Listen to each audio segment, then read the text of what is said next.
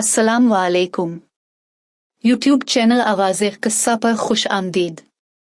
बूढ़ा और बादशाह।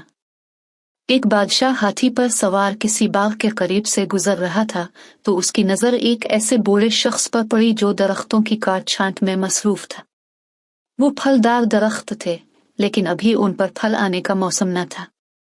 बादशाह ने देखा कि वो शख्स खासा सुनरसीदा है और अपनी तबई उम्र को पहुंच चुका है। बादशाह ने हुक्म दिया और शाही सवारी को फेलबान ने इस मकाम पर ठहरा लिया। अब बादशाह ने कहा कि इस बूढ़े को मेरे सामने हाजिर करो। हुक्म की तामील हुई। बूढ़ा बादशाह के रूबरू आया तो बादशाह ने देखा कि वो खासा कमजोर है और उसकी जिल्द झुर्रियों से भरी हुई है। बादशाह ने कहा, ये बूढ़े, तो जिन दरख्तों का ख्याल रख रहा है, क्या तुझे इन दरख्तों का फल खाने की उम्मीद भी है?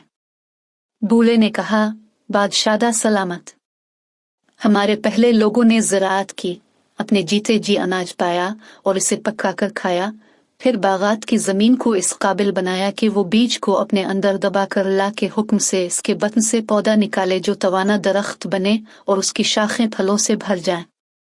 वो जिंदा रह सके तो फल भी खाया और जब वो नहीं रहे तो उनके बच्चों और उन बचोहे की औलादों ने वो फल खाए। इनकी मेहनत से हम सब लोगों ने फायदा उठाया। अपने ठीक अंदाजा लगाया है हुजूर, लेकिन अब मैं अपने बाद आने वालों के लिए ये मेहनत कर रहा हूँ ताकि वो नफा हासिल करें। बादशाह को इसकी ये बामजाक और मुफीद बात बहुत ही पसंद आए।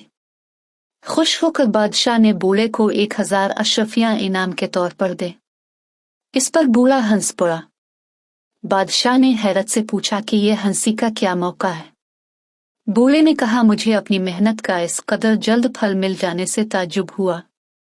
इस बात पर बादशाह और भी ज्यादा खुश हुआ। बूढ़ा यकीनन ज़हीन भी था। बादशाह ने इसे 1000 अशरफियां और बागबान बूढ़ा फिर हंसा। बादशाह ने पूछा कि अब क्यों हंसे? वो बोला कि काश्तकार पूरा साल गुजरने के बाद एक दफा फायदा उठाता है। मुझे मेरी बागबानी ने थोड़ी से देर में 2 मर्तबा अपनी मेहनत का समर दे दिया। बादशाह इस जवाब से बहुत खुश हुआ और उसकी तारीफ करते हुए 1000 अशरफियां मजीद दें और सिपाही को आगे बढ़ने का हुक्म दे दिया ताकि मजीद अशरफियां न देनी पड़ी। सबक: जिंदगी में कोई काम सिर्फ अपने मुफाद और नफा की गर्ज से ना करना चाहिए, बल्कि नेकनुती के साथ दूसरों की भलाई के लिए भी अगर कुछ वक्त निकाल कर कोई काम करना पड़े तो जरूर करना चाहिए। मेहनत का फल जरूर मिलता है और अक्सर हमारी तवक्को से बढ़कर और आन की आन में कुदरत हम पर मेहरबान हो सकती है। उम्मीद है आपको ये वीडियो पसंद आई होगी। मजीद इखलाकी कहानियों के लिए मेरे चैनल आवाज़े किस्सा को सब्सक्राइब करें।